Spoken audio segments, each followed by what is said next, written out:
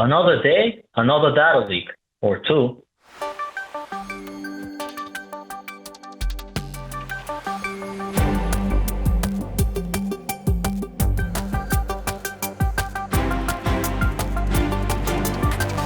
So Stan, I hear we have some data that was posted maybe by accident. Can you tell us a little bit about it? Yes, Andy.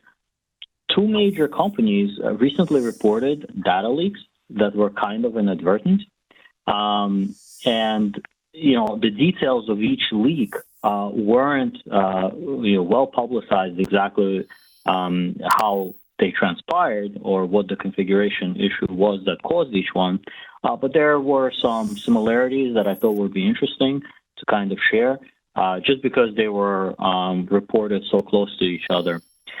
So the first interesting observation for me for both of these companies that reported the data leak is that a third-party security researcher helped both companies identify it. Now, we don't know if it's the same security researcher or a different one, but I think it's important to realize that it was, someone else on the exterior of each company that had found the issue of this data being available more publicly than maybe it was expected to be. In both cases of these data leaks, and probably in many others, it was a misconfiguration that was cited as the reason for the data being available.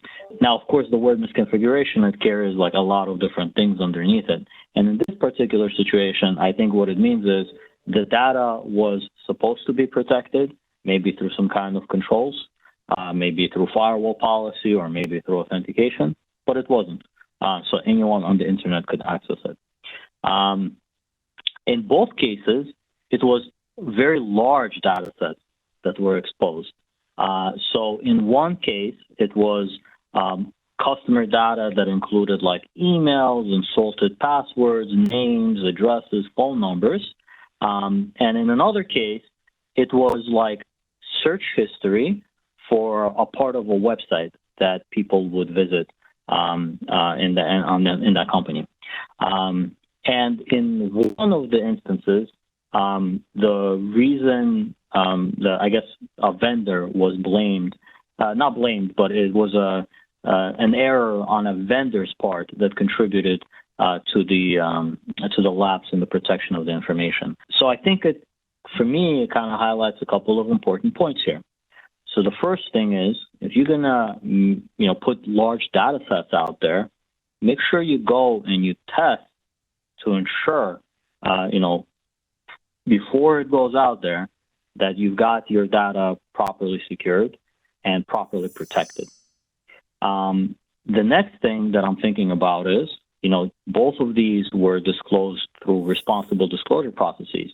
So make sure that you have a way for people to reach out to you in case they identify something. Now, it could be something like a bug bounty program, but even if it's not a bug bounty program, just having that contact us feature on your website, it might actually help to have security researchers be able to contact you and let you know about the issue that they've uncovered. So just make it easy for people to disclose these things to you if they come across it. And finally, with the one company that had a vendor that had the misconfiguration, I think it's important to audit your vendors. Don't just just like you would have a contractor who might come to your house and do some work, we want to make sure that you're auditing what your vendors are doing for you and that they're applying the same protections that you would apply, if the data was inside of your network. And the data should be protected the same way externally. So I guess in any case, very interesting. Two different situations at two different companies in different verticals. But I think they have some interesting similarities that can teach us all, how to do things a little bit better. So curious what you guys think. Yeah, well, one of the first things that struck me is in the one case, it was definitely personally identifiable information that was included. In the other case, some of it could have been tied back to individuals, some of it couldn't.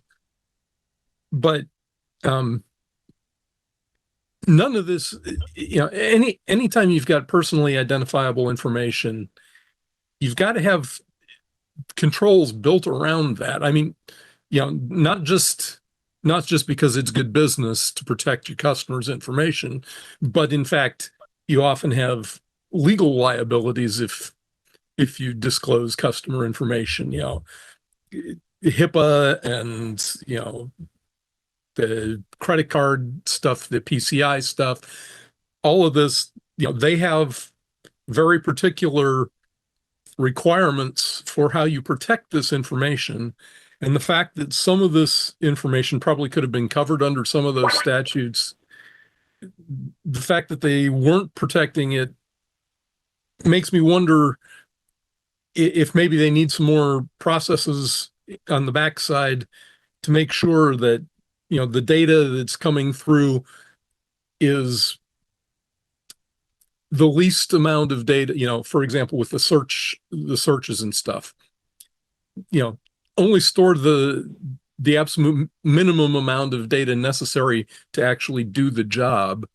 You shouldn't be saving long-term all of this data. I mean, I know there are companies that's their business model, but in general, I'm saying, personally identifiable information shouldn't be saved long-term unless it's, encrypted or something. So, and most companies do this, they've learned over time that it's necessary to do this, but this is just a reminder, that kind of information needs to be closely guarded. It isn't stuff that we can just let sit around on systems unencrypted. So I'm trusting that both of these companies are going to, review this and make sure, as you said, audit the vendors, make sure they review their processes on how they handle, this kind of sensitive data, because, there's way too much data about all of us out there in the hands of third parties that we don't know anything about. And, how can we control access to our own data when it's out there on these systems owned by other companies? So that was just the first thing that got my attention about these two stories. Yeah, Stan, I love that you brought up the idea of auditing vendors, because this is not the first time we've seen data in a vendor's hands or a third party's hands get exposed or leaked or otherwise placed in a misconfigured area. This happens, and it's pretty rampant everywhere. I think the idea that you would take data and give it to a third party so that they can run analysis on it, advertising, any number of different things that you can do with that data to generate revenue or to better understand your customer base. Like, that's just something that companies do. And so auditing your vendors, I think, is crucial. And I think it might be something that's maybe a little bit overlooked, because I don't know, maybe there's like pride involved or something where you don't want to question a vendor and the security practices that they have in place or don't have in place. So I love that you brought that up. And then, I was having a conversation with my dad the other day, and we were just talking about security in general. And I felt like I was coming across as paranoid to him, talking about all the different ways that my data can end up anywhere. And this sort of underscores that, because, I mean, if you just go to a site and you're just putting in searches, that gets logged somewhere, just like your credit card gets logged somewhere, just like your email gets logged. Everything you do just gets logged. And you just never really know where that's going to end up. You never really know where that's going to be exposed or not.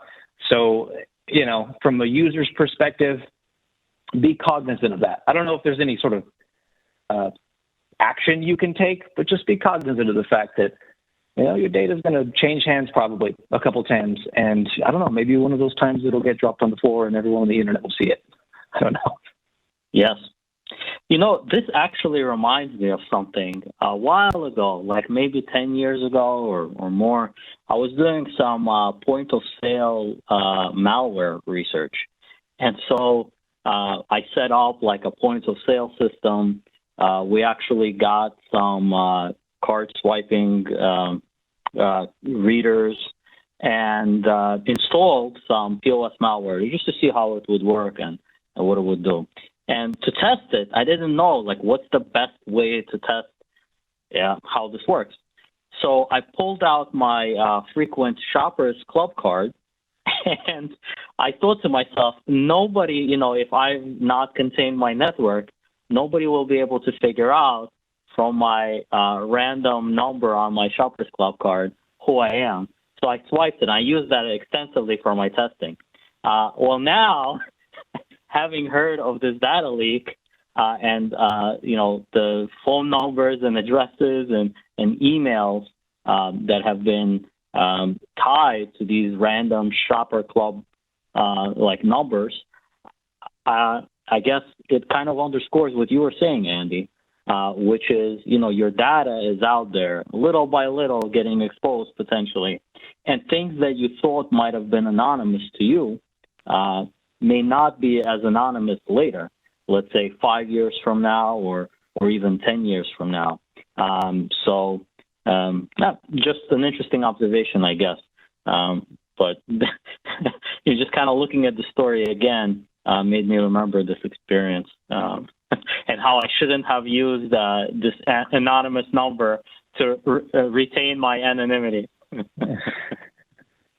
It also makes the case for throwaway email addresses, because in that search stuff, the vendor said that there was no personal information of customers and so forth, but there were email addresses. Well, that could potentially lead back to real human beings. There are services out there that allow you to create email addresses for one-time use. And I don't use them probably as often as I should, because I've got a handful of email addresses that I use in a lot of different places. But that's another thing that just occurred to me is in these kinds of searches, maybe something like a throwaway email address wouldn't be such a bad thing to use. Yeah, no, I agree. And I think that now when you suggest that, now we're hitting up against the convenience versus security tenet again, because if you wanted to be very thorough about making sure your data is not on the internet, you want to hide from the internet, so to speak, it's a great book. It takes a lot of work, a lot of time, effort, and in some cases, a lot of money to pay for services to go out there and kind of remove yourself from the internet. And even then, it'll probably come back. It's kind of a temporary measure. So, I have conversations a lot with, non-security people in my family and whatnot about the importance of not engaging in password reuse.